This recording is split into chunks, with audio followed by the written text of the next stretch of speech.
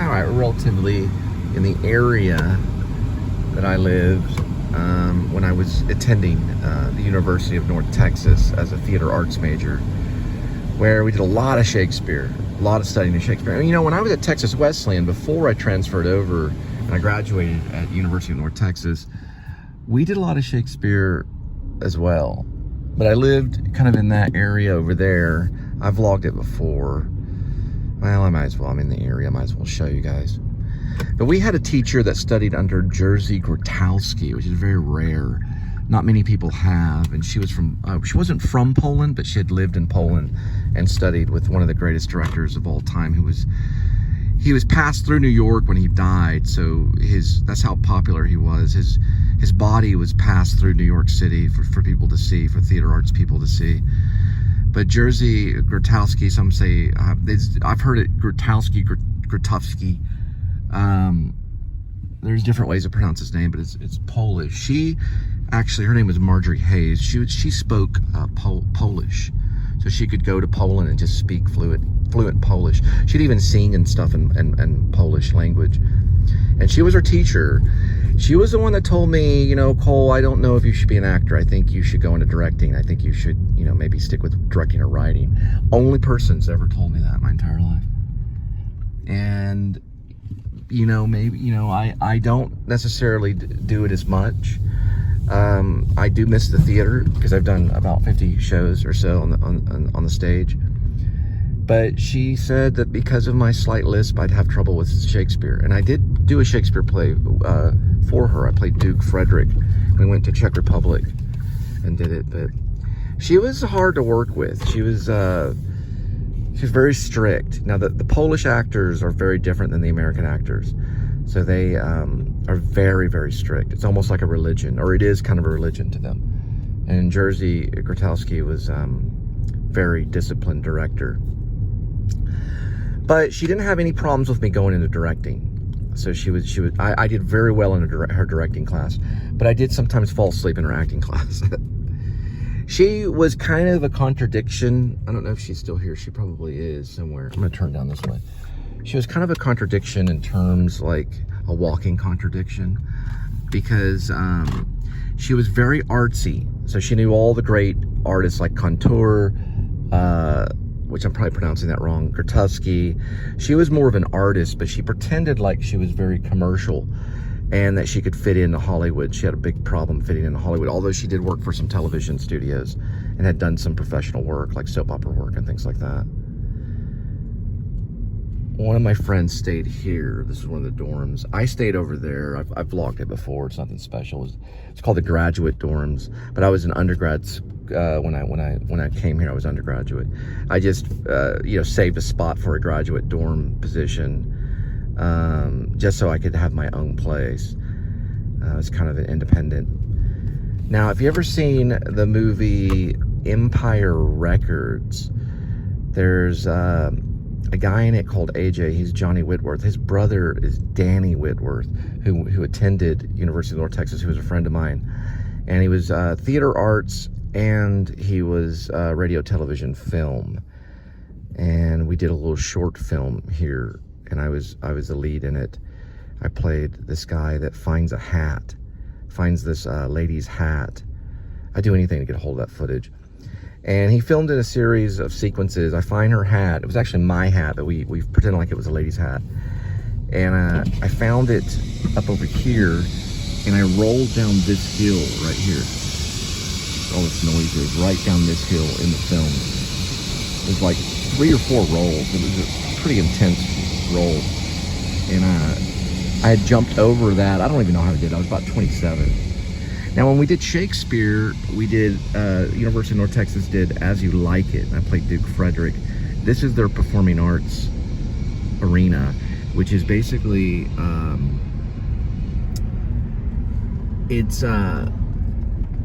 we call it the Armadillo Building. It's got a few names. That's where they do a lot of the plays and stuff like that. Like kind of right in the heart of U.N.T. Mean Green. Go Eagles. I think they do that right there. For the Eagle Claw. But yeah, we were the only school that got accepted to the Sacanti Theater Festival, which was in Poland. Well, actually, no, it wasn't in Poland, sorry. It was in Czech Republic. I don't know if it's ever been in Poland, but it was in Czech Republic. But there were Polish people there. But there were Russians there. There were like different countries were represented there. I think China was there. We were there. We were the only Americans. So we were doing a Shakespeare play. We did As You Like It. And that's kind of where we rehearsed. And we did the performances there. I played Duke Frederick and Sir Oliver Martech. So I had two roles. One was a comedic role, and then the Duke Frederick role is a dramatic role. I cannot recall the monologue. Some Shakespearean actors can recall every single one. The only one I can remember is Hamlet's Act 4, Scene 4. It starts with "Howl occasions do inform against me and spurn my dull revenge." For some reason, that's the one I keep in my back pocket. All the other Shakespeare monologues I have to go back and brush up. That one I had to work very hard at. Duke Frederick's role. It was a hard butt role. He was a mean dictator duke that was on the hard side, or the Gothic side of the play. We had the Gothic side, and then we had the Renaissance side, where they were in the forest. But I was on the hard side. So my guy would banish people, you know, and then when I would switch and do a costume change for Act 2, I was Sir Oliver Martech, where I was kind of a commedia dell'arte kind of funny role. Anyway, we took it all the way to Czech Republic.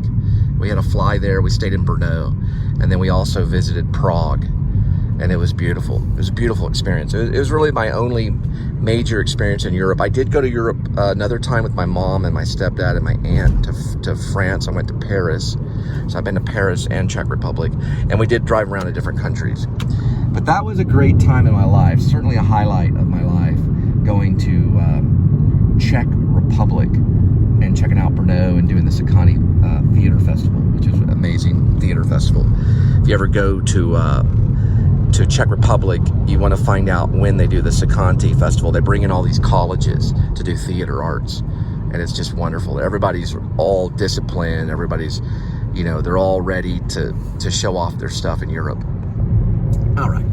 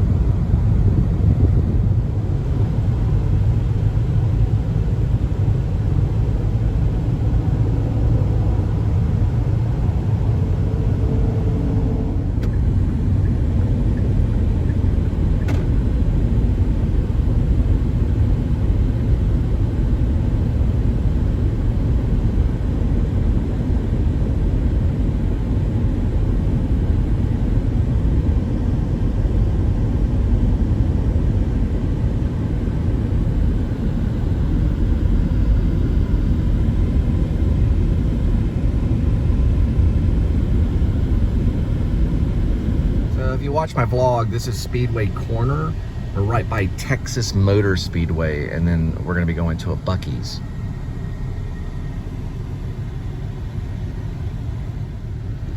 All right, we made it to BUC-EE'S. That's the symbol for BUC-EE'S. And probably gonna get a little bit of gas and see what they have. Don't know if I'll be, you know, pushed into a BUC-EE'S every day, but it seems like I kind of am a little bit. So we could probably do some extensive BUC-EE vlogs, or just, you know, a few BUC-EE vlogs. We'll probably take pump 41. I got to remember to ask how many pumps there are in the entire BUC-EE'S. Lady said it was 97, so I don't know about this one. This is the Texas Motor Speedway's BUC-EE'S. We already went to the Denton one. There's the BUC-EE birds. There are always birds hanging around. He didn't want to be in the film, so he took off. Here's another BUC-EE'S bird.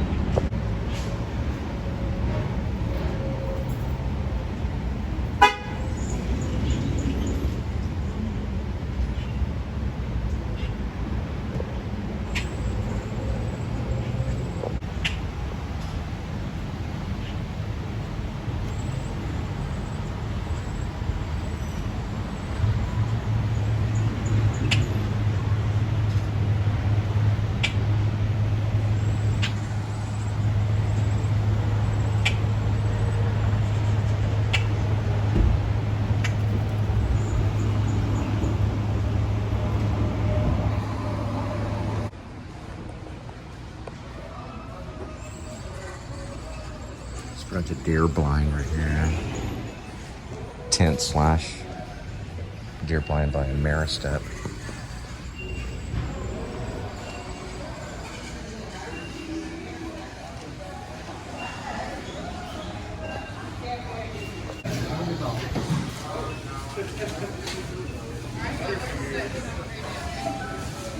Buck is getting ready for Halloween.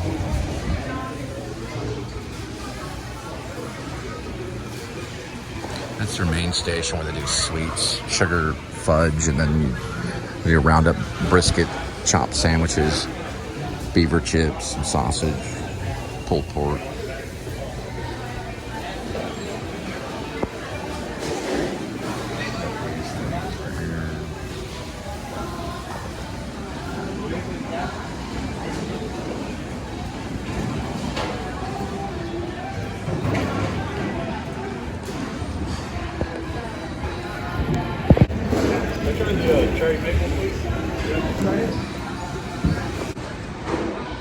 For Korean barbecue.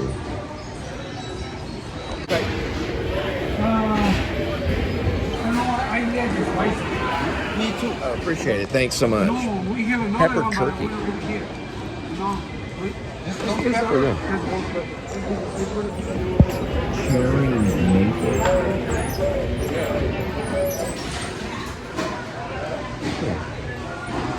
Not bad. Not bad at all. Cherry maple. I don't always suggest the Dr. Pepper here. It's sometimes flat. I'm just being honest. I had it a couple times. I'm just gonna try the original Coda. Let's just see what it tastes like.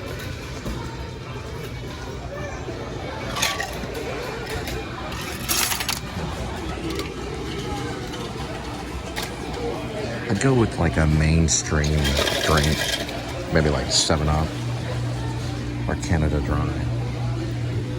Something like that, maybe Squirt. Squirt's actually pretty good. They have Arizona too. For some reason the Dr. Peppers are always off.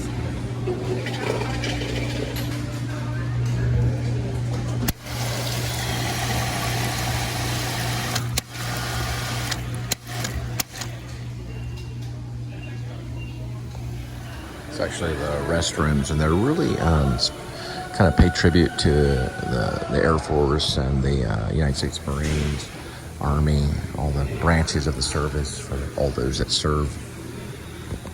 I didn't notice this, but they have like these icy, icy drinks, like blue raspberry and things like that, on every single one of these end caps right here. Kind of give you an idea of how big they are. Huge, like mall, like gas station. Here's one of their corn feeders right here. It's Boss Buck, made in the USA. I gotta watch the copyright above. There it is, the one and only, the statue of Bucky.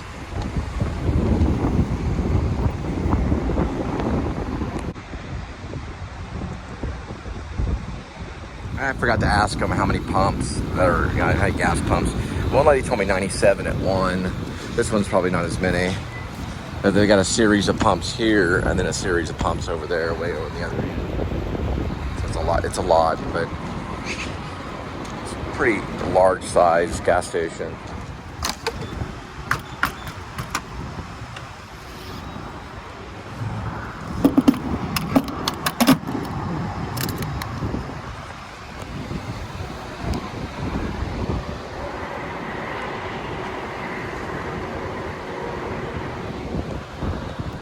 This episode is brought to you by Sriracha Peanuts by Cars.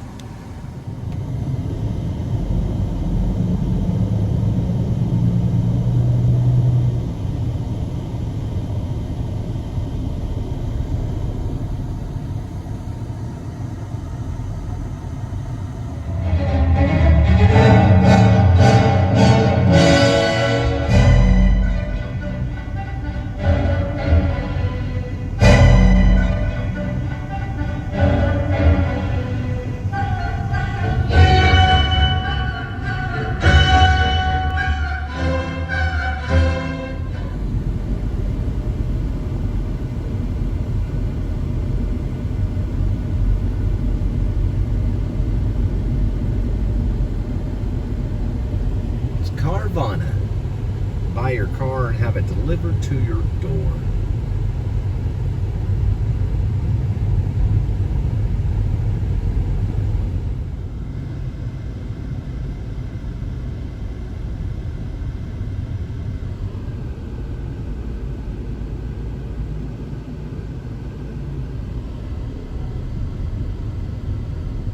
Golly, man.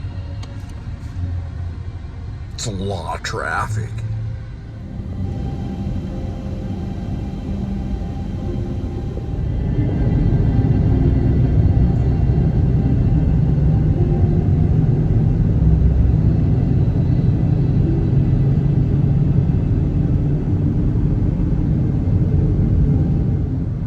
That's a cool helicopter.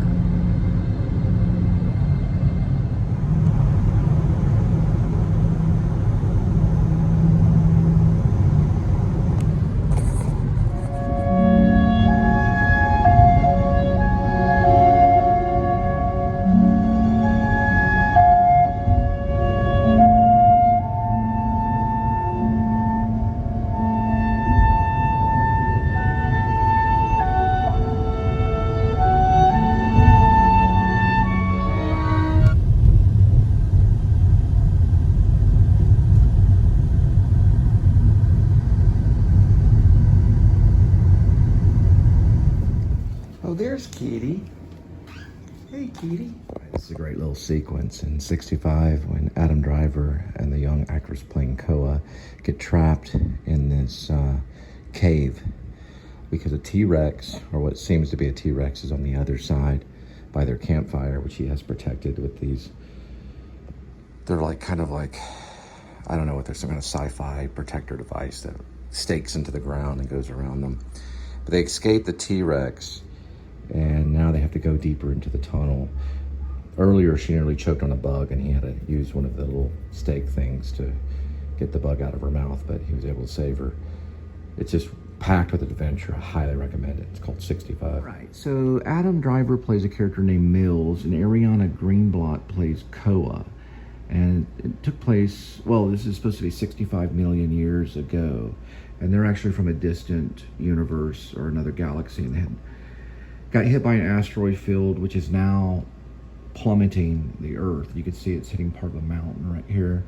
And it's kind of making homage to the historical aspect of a meteorite coming and hitting the Earth a long time ago, which we don't know for sure if that happened. It's a theory, and we don't know if it happened 65 million years ago, or 65 billion years ago, or 6,000 years ago, or 7,000 years ago. No one really knows the exact time. There's different theories because we have the New Age theory. But I think there was things in the New Testament where Christ talked about things coming from the sky, and he may have been making homage to something similar to, because astral fields are out there, you know. But it's a really good, they finally make it to the escape vessel or to whatever it is, and then they call out a distress signal, and they're waiting to be picked up or launching out or something like that. And they've got their coordinates set, so ultimately it has a pretty good ending, and they almost get killed in a cave, but they make it out. And then this is like showing the asteroids come in and destroying part of the planet. Another note too about 65, it was written by Scott Beck, or it was at least directed by Scott Beck, who helped write Quiet Place. Another fun fact about 65 is it's an original screenplay. It's written by two writers. Scott Beck was one. It was Scott Beck and Brian Woods that wrote 65, and Scott Beck was the director. Not too bad. I mean, it does hold your attention. They didn't murder the idea. There's neat little things. They didn't overdo it for sure, and the acting is great. So I don't know. I recommend it. I think it was good. I'm probably going to give it right now. Since it's at the ending part of the movie, out of 5 stars, I think, no, we do 10 stars, that's right, we do 10 stars. I think I'm going to give it an 8 stars out of 10, just a solid 8. It got low ratings on Internet Movie Database. I thought it was a little bit better than what they rated. I don't know what they rated it, but it was lower ratings, but I'm giving it an 8. Visually, the film does work, so visually it's pretty cool. All right, there's a moment where the escape vessel is inoperable because they're upside down, and I don't know how they're going to get out of this one, so it does have kind of a cliffhanger feel towards the end. They have to reorient the escape. In many instances in 65, they do kind of quote or take homage to Jurassic Park. You can see the T-Rex kind of peering in. You see his eye. He's kind of peering into where their escape vessel is. I thought that was kind of cool. So it's kind of like homage to Jurassic Park right there. All right, so there's a big fight between Mills and the T-Rexes. There's like 3 of them. And he has to lure them out to these geysers. And then, of course, Koa helps. And they actually kill all 3 T-Rexes, but he also has some type of high-powered pulse rifle. And regardless, they do make it into the escape pod. And this is kind of a shot. I think it was kind of like a painting. That's why I got it. There's like all this asteroid stuff coming down here, and then there's the actual escape pod going up out of the Earth atmosphere. I'm thinking this is probably hinting this is like the Yellowstone area, maybe something of that nature, some kind of area like that where there's geysers and stuff like that. All right, so the movie's still going on, and the major meteorite hits the Earth, and this is probably kind of hinting at the fact that a meteorite came in and hit the Earth and destroyed all the dinosaurs. And that's usually what they teach. The escape pod is somewhere, you know, flying right there, I think, and that's the explosion from the meteorites. It's a pretty cool little movie in theory. Overall, I recommend it. I think it's a pretty good movie. Are you okay, Kitty? Are you okay? Okay, what are you doing? Just laying there? Okay. So I still haven't seen the end of 65, but I did watch it to the point of the escape pod thing. So I'm kind of interested to see how they got away. I might put it back in and watch it. It does have kind of a, you know, because I watched it in parts, so I didn't watch it through one, you know, and that should be taken in count for in movies, you know. If you watch it in parts, or if you watch it all the way through, you know, because if you there's some movies you can watch in parts, and you may like it way better than if you watched it all the way through. It's just a personal opinion, because you need time for certain parts of the movie to digest. But one of the movies that it kind of reminded me of is an old movie called Enemy Mine with a guy named